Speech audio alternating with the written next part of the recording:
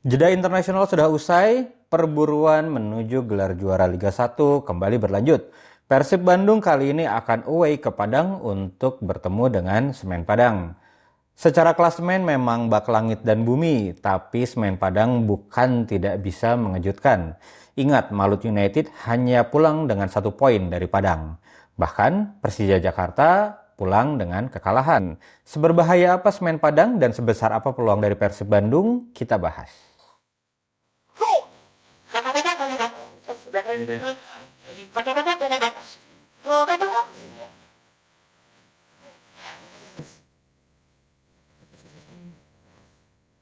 9 pertandingan sisa, semuanya bak final bagi Persib Bandung. Entah itu pertandingan kandang atau pertandingan tandang. Entah lawan tim papan atas ataupun tim papan bawah. Karena setiap tim punya motivasi tersendiri. Buat yang di papan atas, butuh poin untuk bersaing di gelar juara. Sedangkan yang di papan bawah terus mencari poin untuk selamat dari zona degradasi. Sehingga setiap pertandingan akan menjadi semakin sulit. Begitupun pertandingan Persib melawan Semen Padang. Perbedaan posisi mungkin memang terlihat ada jarak yang sangat jauh. Namun bukan berarti pertandingan akan berjalan dengan mudah. Di video kali ini seperti biasa akan dilakukan preview untuk pertandingan dari Persib Bandung. Seperti khasnya channel ini, preview akan dilakukan dengan menampilkan beberapa data untuk memberikan gambaran kepada teman-teman seperti apa lawan yang akan dihadapi oleh Persib Bandung. Kalau menurut teman-teman video-video seperti ini, video analisa by data itu sangat bermanfaat, boleh dibantu untuk di-subscribe agar channel ini semakin berkembang. Terima kasih. Oke, kita bahas Semen Padangnya. Kita mulai dari hasil yang diterima oleh Semen Padang di putaran kedua ini. Semen Padang telah memainkan 8 pertandingan, hasilnya 2 kemenangan, 4 draw, dan juga 2 kekalahan. Hasil yang bisa dibilang ya standar aja gitu ya, atau bisa dibilang cukup bagus untuk tim yang sedang bersaing di zona degradasi. Apalagi kalau kita lihat dari 8 pertandingan tersebut, 5 pertandingannya away dan hanya 3 yang home. Kalau kita buat klasemen nih berdasarkan hasil yang terjadi di putaran kedua saja, Semen Padang itu ada di peringkat ke-13. Untuk Persib Bandung sendiri masih konsisten ya di putaran kedua ini. Persib juga jadi tim dengan pengumpul poin terbanyak gitu ya, dengan 20 poin gitu. Itu kalau kita lihat dari resultnya. Kalau kita lihat dari performance, yang mana lagi-lagi kita melihat nilai XG dan XGA, ya kurang lebih mirip-mirip lah ya. Jadi secara result, Persib ke-1, Semen Padang ke-13, secara performance pun seperti itu. Kalau kita bandingkan nih, performance-nya, XG-nya selama 8 pertandingan tersebut, Semen Padang harusnya menciptakan 9 sampai 10 gol gitu ya, tapi nyatanya hanya 8. Berarti memang ada catatan dari sisi lini depannya. Selain itu dari XGA-nya pun harusnya Semen Padang kebobolan sekitar 10 sampai 11 gol, tapi nyatanya 12. Nah, tapi kalau kita bedah lagi gitu ya lebih detail, match by match-nya Semen Padang, 2 kekalahannya terjadi cukup telak gitu ya, dan dua-duanya pertandingan away, kalah 3-0 lawan Arema dan juga kalah 4-0 melawan Bayangkara FC gitu ya. Dan kalau kita lihat nilai performance-nya, memang nilai XG min XGA-nya juga sangat telak lah ya bisa dibilang. Jadi di 2 pertandingan tersebut memang Semen Padang tersebut layak kalah. Nah, namun coba kalau kita perhatikan nih, karena ini nanti Semen Padang akan bermain home ya melawan Persib Bandung. Semen Padang ada 3 partai home gitu ya, dari 3 tersebut 1 menang dan 2 seri. Dan yang menarik sebenarnya dan harus diwaspadai oleh Persib, di 2 pertandingan yang berlangsung imbang gitu ya, secara performance sebenarnya Semen Padang lebih baik ketimbang lawannya. Jadi terutama pada saat melawan Malut United gitu ya, Semen Padang harusnya bisa menciptakan 3 sampai 4 gol gitu. Jadi kebayang ya pada pertandingan tersebut, lini depan Semen Padang sebenarnya sudah bermain dengan cukup bagus gitu ya, menciptakan peluang-peluang berbahaya, namun memang ada permasalahan di sisi eksekusinya. Tapi ini tetap harus jadi catatannya Persib Bandung bahwa lini serangnya Semen Padang sudah lebih baik nih ketimbang di putaran pertama gitu. Karena ya seperti kita ketahui ya, Semen Padang adalah tim yang banyak merombak pemain juga nih di putaran kedua ini, terutama pemain asingnya ya. Lalu kita masuk ke starting line up-nya. Semen Padang bermain dengan 4-2-3-1, dan di setiap pertandingan ada perbedaan juga nih dalam penggunaan pemain asingnya, yang pasti yang di beberapa pertandingan terakhir sudah mulai kelihatan polanya adalah di posisi penjaga gawang diserahkan kepada penjaga gawang lokal. Jadi untuk kuota pemain asingnya diserahkan untuk ke pemain-pemain yang outfield gitu. Di pertandingan terakhir untuk pemain asingnya dipasang ada 2 di lini belakang ya, bek kanannya Dozy dan juga back tengahnya Giraldo gitu ya. Lalu di lini tengah nih yang banyak diisi oleh pemain asing. Double pivotnya diisi oleh dua pemain yang secara strength sangat kuat gitu ya, Wakaso dan juga Diarra. Dan serangnya ada Kian Froese, pemain yang paling berbahaya dari Semen Padang, lalu di kirinya ada Maicon, pemain asing juga, dan di kanan untuk jatah U23 yaitu Firman Juliansyah, dan di depan ada Guillermo yang lagi on fire juga karena di pertandingan terakhir dia bisa menciptakan 2 gol. Ini skema ini bisa berubah gitu ya, bisa jadi juga yang biasa dilakukan Semen Padang adalah sayap-sayapnya diisi oleh sayap lokal, biasanya ada Firman Juliansyah atau juga Kasim Botan. Lalu satu pemain asingnya lagi diisi di center back ada Angelo Meneses ya. Jadi mungkin pada saat melawan Persib itu akan digunakan karena pasti akan fokus memperkuat lini pertahanan gitu ya. Jadi mungkin di lini tengahnya ada Giraldo dan juga Angelo Meneses gitu. Kalau kita lihat average position ya dari dua pertandingan ini pada saat melawan Malut United maupun PSBS Biak, kelihatan skemanya yang mengisi kelebaran biasanya adalah back sayap. Jadi Samuel Simanjuntak di kiri dan juga Dozy di kanan gitu ya. Itu bergantian.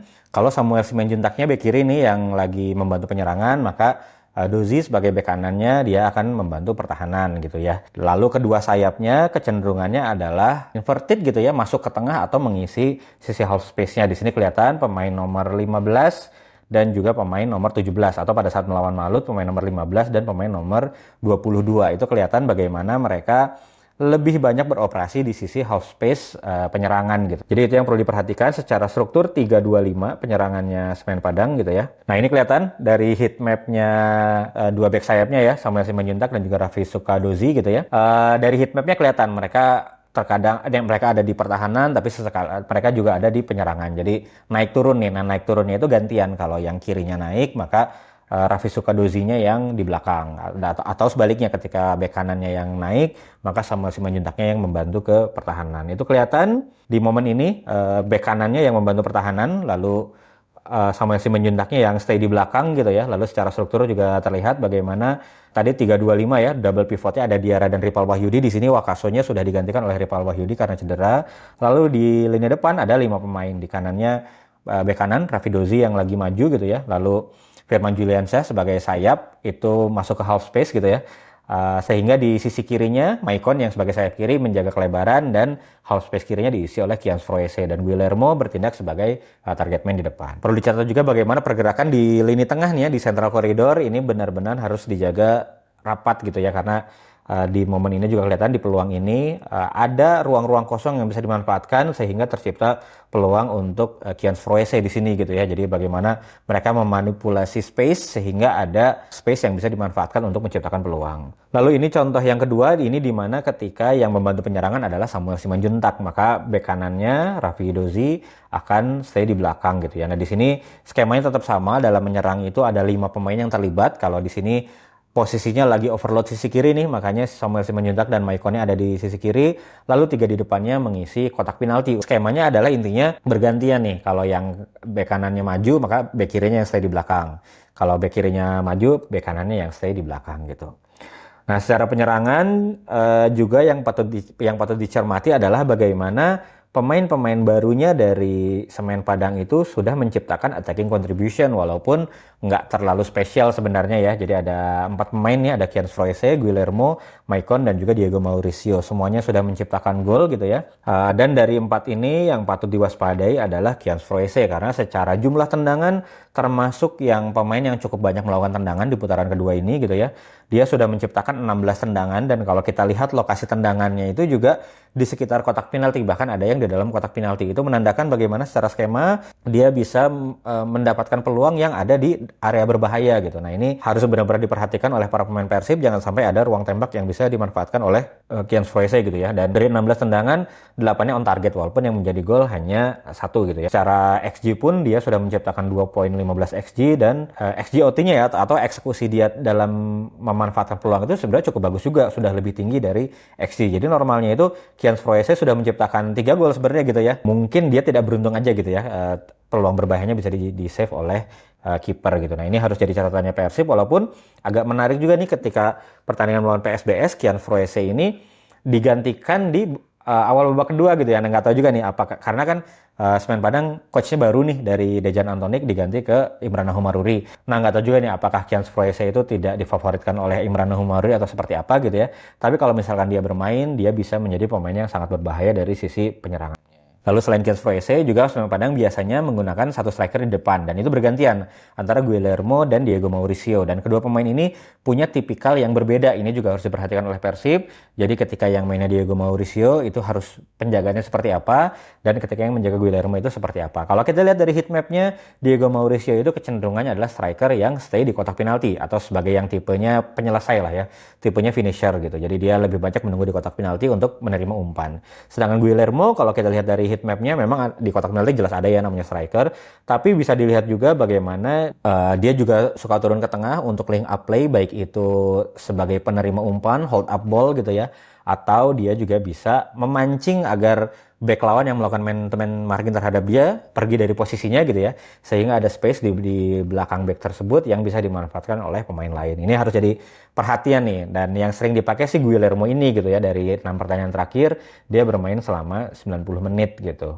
Jadi benar-benar harus diperhatikan, jangan sampai juga terdistraksi sama pergerakan Guillermo sehingga ada pemain lain yang bisa masuk dan menciptakan peluang gitu. Lalu catatan juga untuk lini serangnya Semen Padang gitu ya, yang menarik sekaligus harus jadi catatan adalah seperti tadi disampaikan, dia menciptakan 8 gol dan 6 dari 8 golnya adalah melalui set piece gitu ya. Jadi dari corner ada 3 gol gitu ya, 2 dari direct corner, artinya umpan crossing lalu disundul oleh pemain lain gitu ya, tercipta gol, dan 1 dari situasi corner di mana masih kesempatan pertama berhasil dibuang gitu ya, tapi di kesempatan berikutnya terjadi second chance lah ya gitu, berhasil dimanfaatkan. Lalu dari free kick juga ada tercipta 2 gol gitu ya, dari crossing dari free kick lah gitu ya, tercipta 2 gol dan 1 dari penalti. Jadi di satu sisi ini menunjukkan bahwa sebenarnya secara build up play gitu ya, secara skema permainan, skema attacking, Semen Padang tidak banyak bisa membongkar pertahanan lawan gitu ya. Catatannya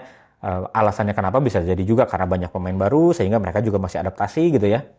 Apalagi sekarang ditambah lagi pelatih yang baru, jadi skema permainannya pasti berubah lagi, butuh penyesuaian lagi, butuh pembiasaan lagi, itu juga jadi catatan, sehingga mungkin belum matang nih skemanya. Tapi di sisi lain menunjukkan bagaimana berbahayanya Semen Padang pada saat melakukan set piece, itu harus benar-benar diperhatikan oleh Persib Bandung gitu ya, dalam defensif set piece-nya itu harus benar-benar jelas nih penjagaannya, siapa yang man-to-man marking, siapa yang menjaga zona gitu ya, jangan sampai terdistraksi sama pergerakan dari lawan. Nah, tapi memang berbicara tentang defending set piece ini ya, ada satu skema yang saya lihat digunakan oleh Persib tapi tidak banyak digunakan oleh tim lain di Liga 1.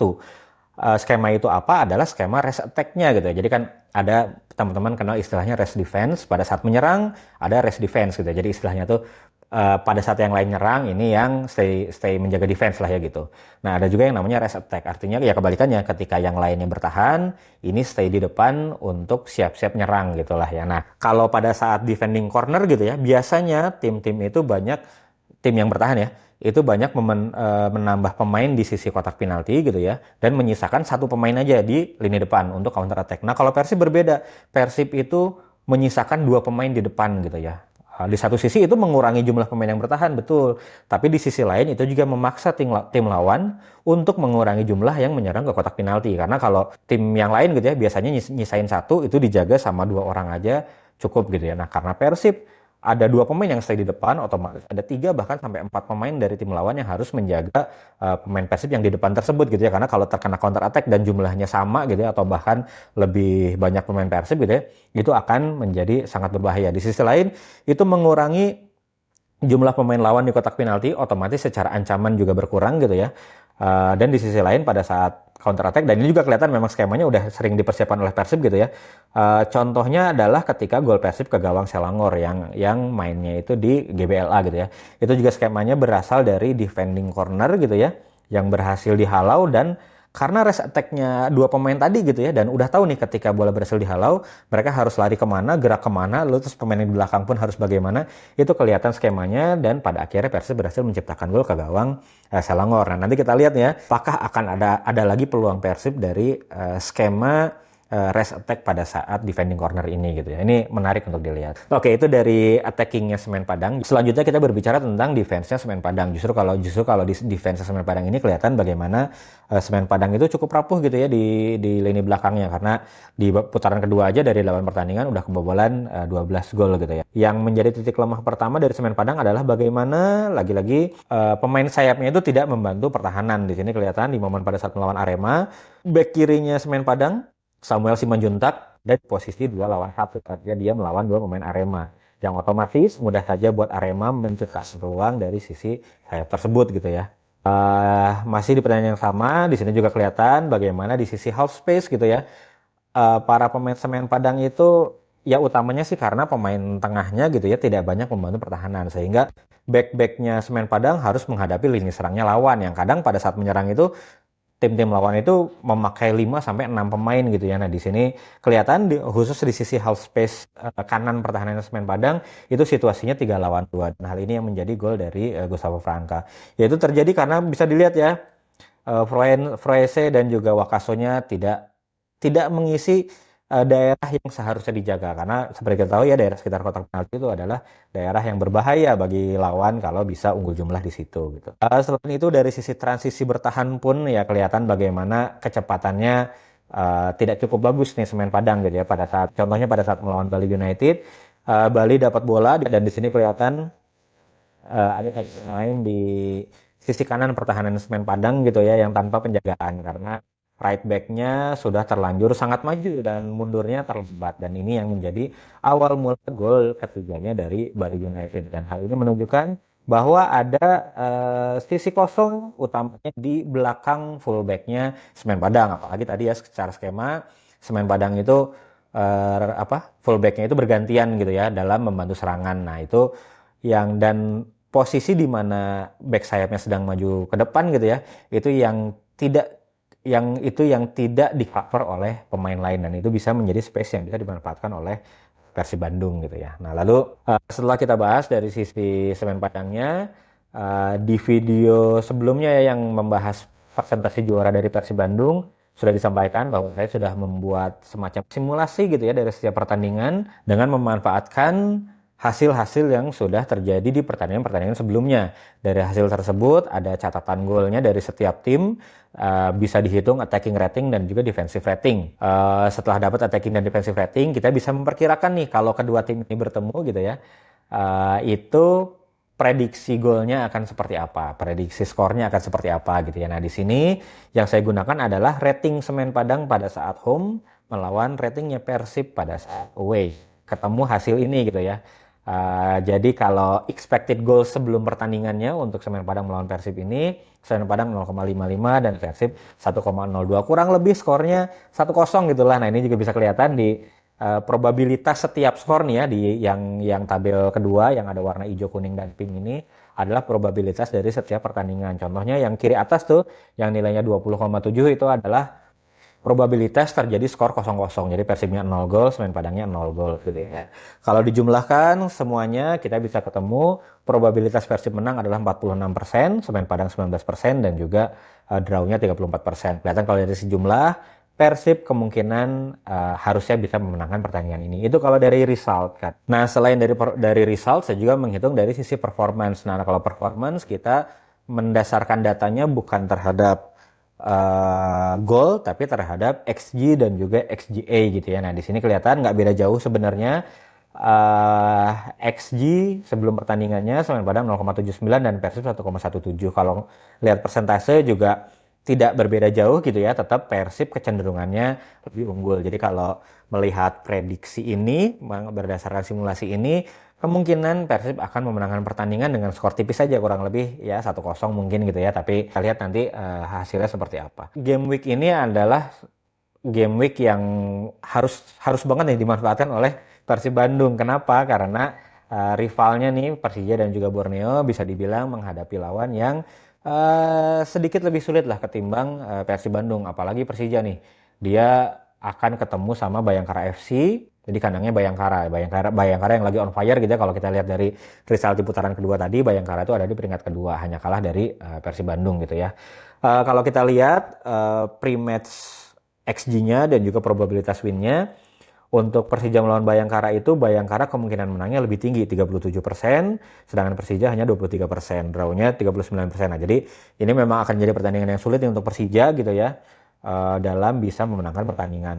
Untuk Borneo sendiri sebenarnya dia lebih dominan ya, secara probabilitas menang juga dia 48%, Maduranya cuma 22%. Nah, tapi yang menarik adalah kalau kita menghitung berdasarkan performance, jadi bukan jumlah gol yang dihitung ya, mendasarkannya bukan pada jumlah gol tapi terhadap nilai XG gitu ya, by performance, itu justru probabilitas Madura lebih tinggi ketimbang Borneo karena 47% berbanding dengan 24% gitu ya. Hal itu kenapa hal itu terjadi, seperti sudah dibahas di sebelumnya juga, bagaimana Borneo di musim kali ini itu banyak terbantu oleh individual brilliance-nya Juan Villa dan juga Mariano Peralta. Jadi tergantung dua pemain ini nih, kalau merekanya on form terus gitu ya, on fire terus gitu ya, bisa jadi memang Borneo akan kembali memenangkan pertandingan.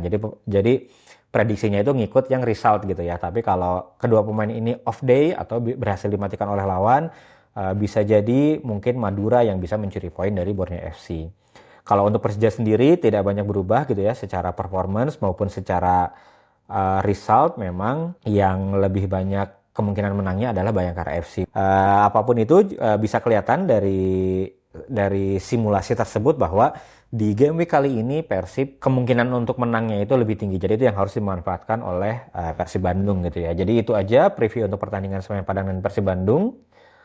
Memang ya dari hasil preview tadi, hasil analisa tadi, Semen Padang bukan lawan yang bisa dianggap remeh, apalagi ini mainnya di kandangnya gitu ya. Malut United 2-2. Jadi udah unggul 2-0, Malutnya disamakan di menit-menit akhir gitu ya. Itu terjadi karena ada satu gol yang karena kesalahan dari kipernya Malut United. Atau seperti yang kita ingat, Persija juga kalah 1-0 karena ada kartu merah di awal-awal babak pertama gitu ya. Sehingga di sepanjang pertandingan Persija harus main dengan 10 pemain gitu. Jadi kalau Persib main dengan seperti biasa, mengontrol pertandingan gitu ya dengan baik, dan tidak ada hal-hal yang di luar dugaan gitu ya, seperti ya itu tadi kartu merah misalkan, atau ada blunder yang dilakukan oleh satu pemain gitu, seharusnya sih Persib bisa memenangkan pertandingan gitu ya. Jadi Persib harus main disiplin, lalu harus eksploitasi ruang di belakang fullback gitu ya, lalu dalam menyerang juga hindari duel kontak fisik langsung dengan Diarra dan Wakaso di tengah karena mereka punya strength yang cukup bagus gitu ya. Dan yang harus diwaspadai juga dari Semen Padang adalah bagaimana eksekusi set piece dari Semen Padang gitu ya. Jadi itu aja sekian video kali ini. Terima kasih buat teman-teman yang nonton sampai akhir gitu ya. Jangan lupa like, jangan lupa subscribe kalau teman-teman suka sama analisa yang data driven seperti ini. Kalau teman-teman mau lihat analisa maupun preview pertandingan-pertandingan Persib yang sebelumnya, ada 2 playlist di channel ini. Ada match analysis Liga 1 2005-2026, ada juga match preview, bisa teman-teman lihat di situ. Jadi kalau pengen tahu nih Persib lawan tim-tim sebelumnya seperti apa, bisa dibuka di playlist itu. Oke, itu aja untuk video kali ini. Terima kasih.